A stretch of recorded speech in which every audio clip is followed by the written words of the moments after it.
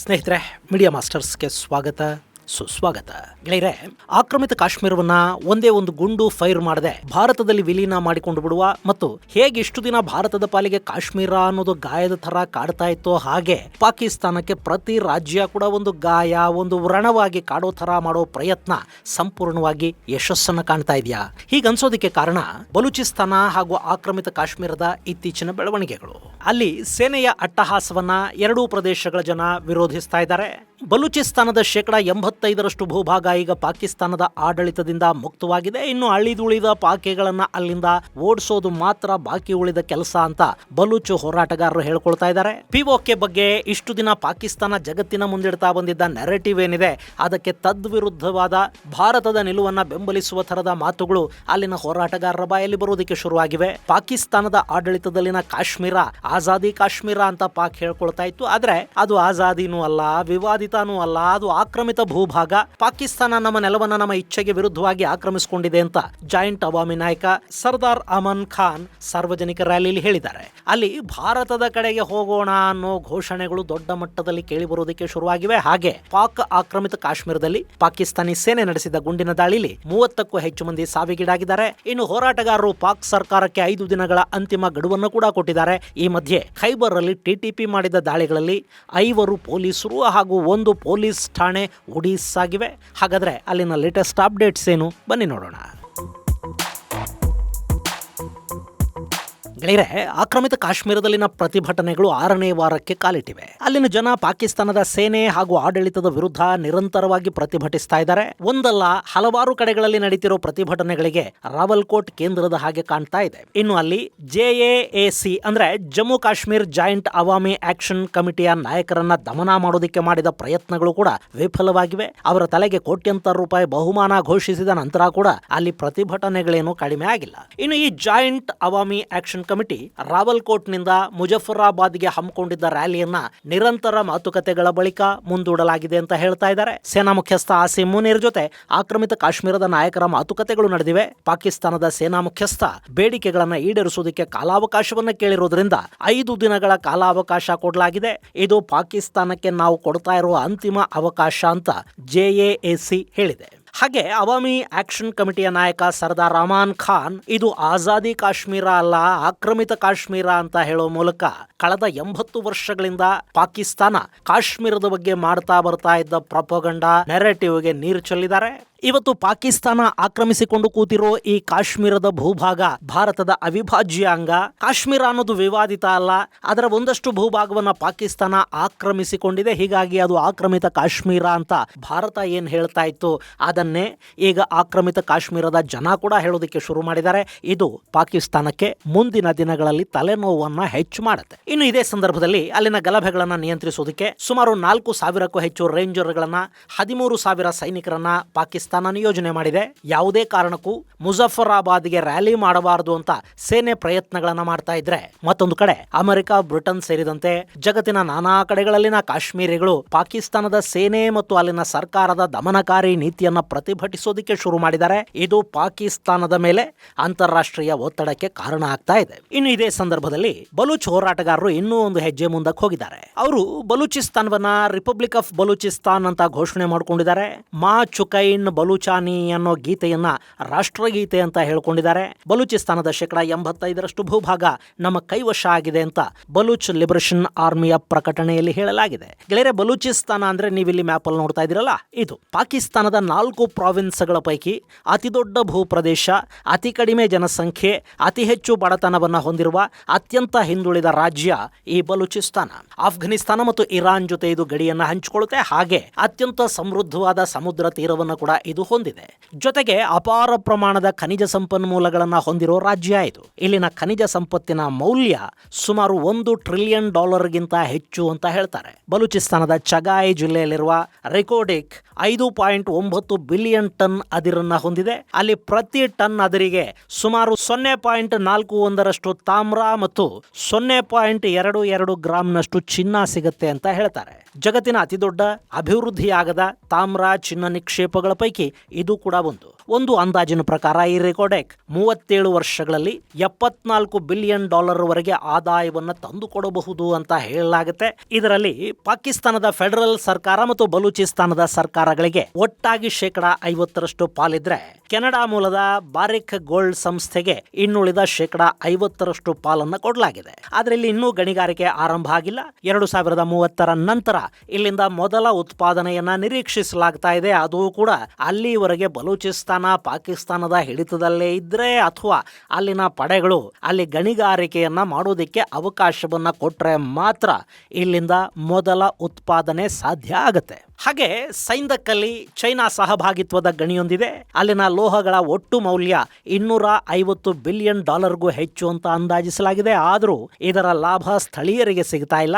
China ಹಾಗೂ ಪಾಕಿಸ್ತಾನಗಳು ಇದನ್ನ ದೋಚುತ್ತಾ ಇವೆ ಅನ್ನೋ ಆರೋಪ ಇದೆ. ಹೀಗಾಗಿ ಅಲ್ಲಿ ಕೂಡ ಗಣಿಗಾರಿಕೆ ನಡೆಯದ ಹಾಗೆ ಬಲೂಚ್ ಲಿಬರೇಷನ್ ಪಡೆಗಳು ತಡೀತಾ ಇರುತ್ತವೆ, ದಾಳಿಗಳನ್ನು ಕೂಡ ಮಾಡ್ತಾ ಇರುತ್ತವೆ. ಇನ್ನು ಪಾಕಿಸ್ತಾನದ ಅತಿದೊಡ್ಡ ನೈಸರ್ಗಿಕ ಅನಿಲ ಕ್ಷೇತ್ರ ಅನ್ನಿಸಿಕೊಳ್ಳುವ ಸೂಯಿ ಅನಿಲ ಕ್ಷೇತ್ರ ಇರೋದು ಕೂಡ ಇದೇ ಬಲೂಚಿಸ್ತಾನದಲ್ಲಿ. 1952ರಲ್ಲಿ ಈ ಅನಿಲ ಕ್ಷೇತ್ರ ಪತ್ತೆಯಾಗುತ್ತೆ. 1990 ನಂತರ ಪಾಕಿಸ್ತಾನದ ಒಟ್ಟು ಅನಿಲ ಬೇಡಿಕೆ ಏನಿತ್ತು ಅದರ 70% ಇದೇ ಅನಿಲ ನಿಕ್ಷೇಪ ಪೂರೈಸ್ತಾ ಇತ್ತು. ಆದರೆ ಈಗ ಅಲ್ಲಿನ ಉತ್ಪಾದನೆ ಕೂಡ 25% ಇಳಿಕೆ ಆಗಿದೆ. ಇದಲ್ಲದೆ ಬಲೂಚಿಸ್ತಾನ ಪಾಕಿಸ್ತಾನದ ಒಟ್ಟು ಕ್ರೋಮೈಟ್ ಉತ್ಪಾದನೆಯ 90% ಹೆಚ್ಚು ಪೂರೈಸ್ತಾ ಇದೆ. ಸುಮಾರು 200 ಮಿಲಿಯನ್ ಟನ್ ಕಬ್ಬಿಣದ ಅದಿರು ನಿಕ್ಷೇಪ ಅಲ್ಲದೆ ಪಚ್ಚೆ, ಗ್ರಾನೈಟ್, ಮಾರ್ಬಲ್, ಕಲ್ಲಿದ್ದಲು ಹೀಗೆ ಸಾಕಷ್ಟು ಸಂಪತ್ತಲ್ಲಿದೆ. ಇನ್ನು ಚೈನಾ ಹಾಗೂ ಪಾಕಿಸ್ತಾನಗಳ ಎಕನಾಮಿಕ್ ಕಾರಿಡಾರ್ ಸಿಪೆಕ್ ಬಲೂಚಿಸ್ತಾನದ ಗ್ವಾದಾರ್ ಬಂದರಿನಿಂದ ಆರಂಭ ಆಗುತ್ತೆ ಅಥವಾ ಗ್ವಾದಾರ್ ಬಂದರಿನ ಮೂಲಕ ಚೈನಾಗೆ ಅರಬ್ಬಿ ಸಮುದ್ರದ ಸಂಪರ್ಕವನ್ನು ಕಲ್ಪಿಸಿಕೊಡುತ್ತೆ. ಹೀಗಾಗಿ ಈ ಪ್ರಾಂತ್ಯ ಚೈನಾದ ಬೆಲ್ಟ್ ಅಂಡ್ ರೋಡ್ ಯೋಜನೆಯ ಅತಿ ಪ್ರಮುಖ ಕೇಂದ್ರ ಅನ್ನಿಸ್ಕೊಳ್ತಾ ಇದೆ. ಇತ್ತೀಚೆಗೆ ಅಮೆರಿಕ ಕೂಡ ಪಾಕಿಸ್ತಾನದೊಂದಿಗಿನ ಸಂಬಂಧದಲ್ಲಿ ಖನಿಜ ಸಂಪನ್ಮೂಲಗಳನ್ನೊಂದು ಪ್ರಮುಖ ಅಂಶವಾಗಿ ನೋಡೋದಕ್ಕೆ ಶುರು ಮಾಡಿದೆ. ಸೌದಿ ಅರೇಬಿಯಾದ ಮನಾರಾ ಮಿನರಲ್ಸ್ ಕೂಡ ರಿಕೋಡಿಕ್ ಅಲ್ಲಿ ಹೂಡಿಕೆಗೆ ಆಸಕ್ತಿಯನ್ನು ತೋರಿಸಿದೆ. ಒಟ್ಟಾರೆ ಇಸ್ಲಾಮಾಬಾದ್ಗೆ ಬಲೂಚಿಸ್ತಾನ ಆದಾಯದ ಮೂಲ ಅನ್ನೋದರ ಜೊತೆಗೆ ಜಾಗತಿಕ ಬಂಡವಾಳವನ್ನು ಆಕರ್ಷಿಸುವ ಮತ್ತು ಆರ್ಥಿಕ ಪುನಶ್ಚೇತನದ ಪ್ರಮುಖ ಆಧಾರ ಸ್ತಂಭ ಕೂಡ. ಇಷ್ಟೆಲ್ಲ ಇದ್ದು ಇದರ ಲಾಭ ಅಲ್ಲಿನ ಜನಕ್ಕೆ ತಲುಪ್ತಾ ಇಲ್ಲ. ಬಲೂಚಿಸ್ತಾನದ ಸಂಪತ್ತನ್ನ ಇಷ್ಟು ದಿನ ಪಾಕಿಸ್ತಾನ ತಾನೇ ಕೊಳ್ಳೆ ಹೊಡಿತಾ ಇತ್ತು. ಈಗ ಬಲೂಚರು ನಮಗೆ ಪಾಕಿಸ್ತಾನದಿಂದ ಸ್ವಾತಂತ್ರ್ಯ ಬೇಕು ಅಂತ ತೀವ್ರ ಪ್ರಮಾಣದಲ್ಲಿ ಹೋರಾಟ ಮಾಡೋದಕ್ಕೆ ಶುರು ಮಾಡಿದ್ದಾರೆ.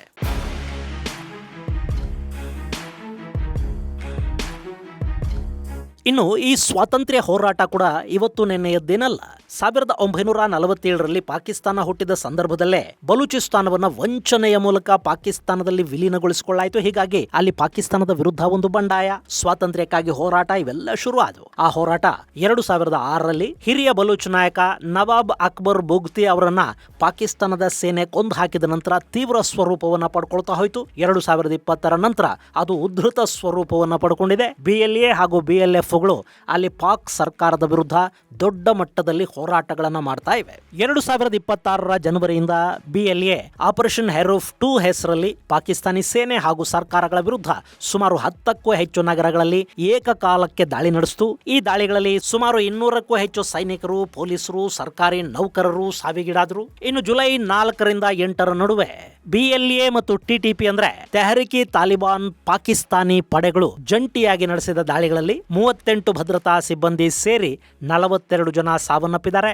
ಇದಕ್ಕೆ ಪ್ರತಿಯಾಗಿ ಪಾಕಿಸ್ತಾನ ಆಪರೇಷನ್ ಶಬಾನ್ ಅನ್ನು ಆರಂಭ ಮಾಡಿದೆ. ಇದರ ಅಡಿ ಜುಲೈ 5ರಿಂದ ಇಲ್ಲಿವರೆಗೆ ಸುಮಾರು 102 ಬಲೂಚಿ ಹೋರಾಟಗಾರರನ್ನ ಹತ್ಯೆ ಮಾಡಿರುವುದಾಗಿ ಪಾಕ್ ಸೇನೆ ಹೇಳ್ಕೊಳ್ತಾ ಇದೆ. ಅದಕ್ಕೆ ಪ್ರತೀಕಾರ ಅನ್ನೋ ಹಾಗೆ BLA ಬಲೂಚ್ ಭಾಗದಲ್ಲಿನ ಪಾಕಿಸ್ತಾನದ ಸೇನೆ ಮತ್ತು ISKP ಯನ್ನ ಗುರಿಯಾಗಿಸಿಕೊಂಡು ಮಾಡಿದ ದಾಳಿಯಲ್ಲಿ ಸುಮಾರು 34 ಮಂದಿ ಸಾವಿಗೀಡಾಗಿದ್ದಾರೆ. ಅವರಲ್ಲಿ ಒಂದಷ್ಟು ಜನ ಇಸ್ಲಾಮಿಕ್ ಸ್ಟೇಟ್ ನ ಉಗ್ರರಿದ್ರೆ ಇನ್ನುಳಿದವರು ISI ಹಾಗೂ ಪಾಕಿಸ್ತಾನಿ ಸೇನೆಗೆ ಸೇರಿದವರು ಅಂತ ಬಲೂಚ್ ಹೋರಾಟಗಾರರು ಹೇಳ್ತಾ ಇದ್ದಾರೆ. ಇದೆಲ್ಲದರ ನಡುವೆ ಈಗ ರಿಪಬ್ಲಿಕ್ ಆಫ್ ಬಲೂಚಿಸ್ತಾನ್ ಹೆಸರಲ್ಲಿ ಒಂದು ಪತ್ರ ಸಾಮಾಜಿಕ ಮಾಧ್ಯಮದಲ್ಲಿ ವೈರಲ್ ಆಗ್ತಾ ಇದೆ. ಬಲೂಚಿಸ್ತಾನವನ್ನ ಸ್ವತಂತ್ರ ದೇಶ ಅಂತ ಘೋಷಿಸಿಕೊಂಡು ಮಾ ಚುಕೈನ್ ಬಲೂಚಾನಿ ಅನ್ನೋ ಗೀತೆಯನ್ನ ರಾಷ್ಟ್ರಗೀತೆಯನ್ನಾಗಿ, ಪ್ರತ್ಯೇಕ ರಾಷ್ಟ್ರಧ್ವಜ, ಬಲೂಚಿ ಫೆಲೋಸ್ ಅನ್ನೋ ಪ್ರತ್ಯೇಕ ಕರೆನ್ಸಿಯನ್ನ ಪರಿಚಯಿಸಿ ಅಲ್ಲಿನ 85% ಭೂಭಾಗದ ಮೇಲೆ ಅಲ್ಲಿನ ಚಿನ್ನ, ತಾಮ್ರದ ಗಣಿ, 150ಕ್ಕೂ ಹೆಚ್ಚು ಅನಿಲ ಕ್ಷೇತ್ರಗಳು ಮತ್ತು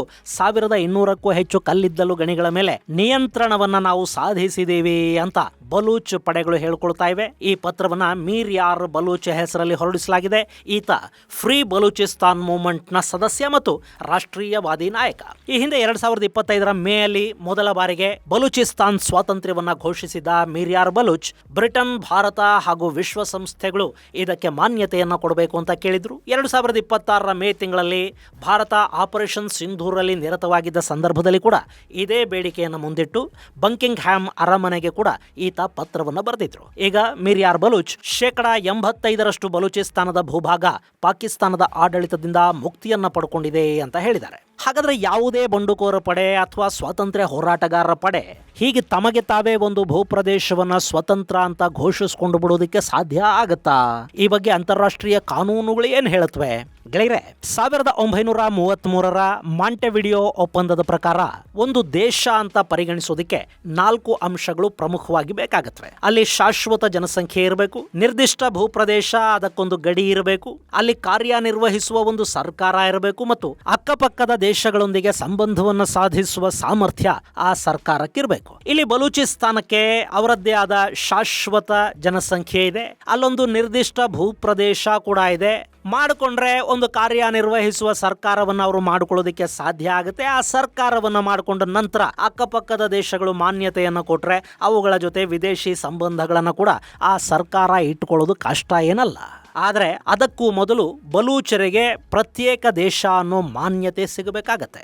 ಇಲ್ಲಿ ಇಷ್ಟೆಲ್ಲ ನಮ್ಮ ಹತ್ರ ಇದೆ ಅಂತ ಹೇಳಿಕೊಳ್ಳೋದಿಕ್ಕೂ ನಿಜವಾಗ್ಲೂ ಅದನ್ನೆಲ್ಲ ಸಾಧಿಸೋದಿಕ್ಕೂ ಸಾಕಷ್ಟು ವ್ಯತ್ಯಾಸ ಇದೆ ಅಂತ ತಜ್ಞರು ಅಭಿಪ್ರಾಯ ಪಡ್ತಾರೆ. ಪ್ರಾಯೋಗಿಕವಾಗಿ ಒಂದು ಭೂಪ್ರದೇಶ ಸ್ವತಂತ್ರ ದೇಶ ಆಗಬೇಕು ಅಂದ್ರೆ ಗಡಿಯನ್ನ ರಕ್ಷಿಸಿಕೊಳ್ಳೋದಿಕ್ಕೆ ಬೇಕಾದ ಸೇನೆ, ಅವರಿಗೊಂದು ನ್ಯಾಯಾಂಗ ವ್ಯವಸ್ಥೆ, ಚಲಾವಣೆಯಲ್ಲಿರುವ ಒಂದು ಕರೆನ್ಸಿ ಮತ್ತು ಅಕ್ಕಪಕ್ಕದ ದೇಶಗಳ ರಾಜತಾಂತ್ರಿಕ ಮಾನ್ಯತೆ ಇದು ಕಡ್ಡಾಯವಾಗಿ ಬೇಕಾಗುತ್ತೆ. ಬಲೂಚಿಸ್ತಾನದ ಪ್ರತ್ಯೇಕತೆಗೆ ಇಂಥ ಮಾನ್ಯತೆ ಅಧಿಕೃತವಾಗಿ ಇದುವರೆಗೆ ಸಿಕ್ಕಿಲ್ಲ.